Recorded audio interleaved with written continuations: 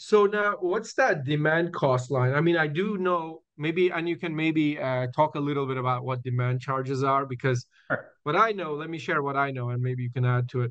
What I know is that it used to be within a certain month period, whatever is the maximum power load you created at your site, you would be charged a multiple of that max load. Whether you got to that max load once or five times, Yes.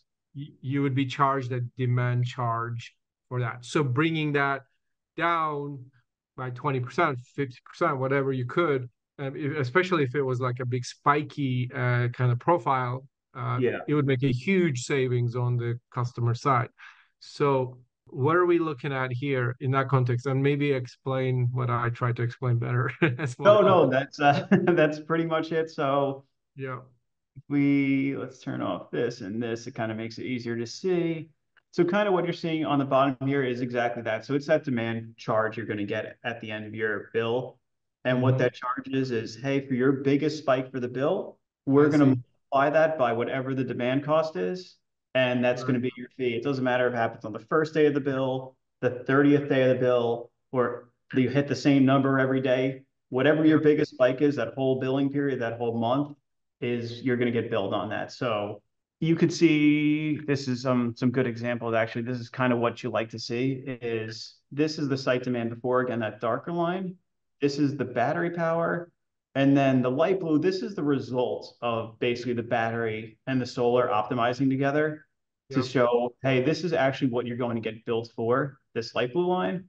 And so what you Yeah. can see here is the battery is there's a big spike Oh yeah, in. those spikes have been neutralized essentially. Exactly. Like, hey, Yeah, the battery picks up and predicts that there's going to be a big spike. So it starts discharging, discharging, discharging, and it keeps that peak. Instead of here, it makes it this total flat line. So here you yeah, can see the peak was reduced from yeah, 170 kilowatts to 70 kilowatts. And the yeah, demand charge down here is actually $20 per kilowatt. So it would yeah, be, 100 times 20 is how much yeah. that basically shaving that. $2,000. Yeah, You yeah, basically save $2,000 by shaving this peak. If you yeah, can keep your peak basically at that level the whole billing period. yeah, And you can see that's kind of what the battery is optimized for. It just keeps hitting those peaks, bringing those peaks down, day yeah. after day. So you have those spikes. Yep, makes sense. Yep, and of course that adds up for every month, every meter. Yeah, we found that on the larger, CNI type sites with loads that kind of look like this, where they're spikier loads, the Mhm. demand charge can be literally greater than 50% of the bill.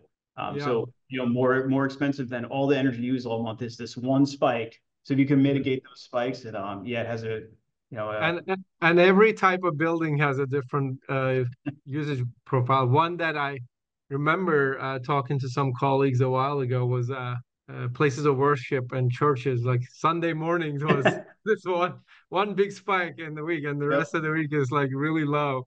But you actually created a whole bunch of demand charges with that kind of profile. Oh So yeah. Yeah, now and with that's the new IRA rules, it might make sense for those kinds of buildings to just buy battery even without solar potentially and create a ton exactly. of savings. Yeah, and Yeah. that's really what our Acumen EMS is really geared toward is just economic dispatch for these larger CNI sites where it does all kinds of load forecasting and it ingests all of our utility rate data and our electric bill calculations, and it combines kind of the forecast with what's actually happening on the site and just optimizes, hey, when should I be charging, when should I be discharging, am I predicting a peak coming? A lot of these peaks get predictable where, this is at 3 o'clock, this is at 2 o'clock. You can Yeah. start figuring out when those afternoon spikes are, getting the battery Mhm. ready, charging up, make sure you're charged before that peak, and then dispatch across the whole peak event.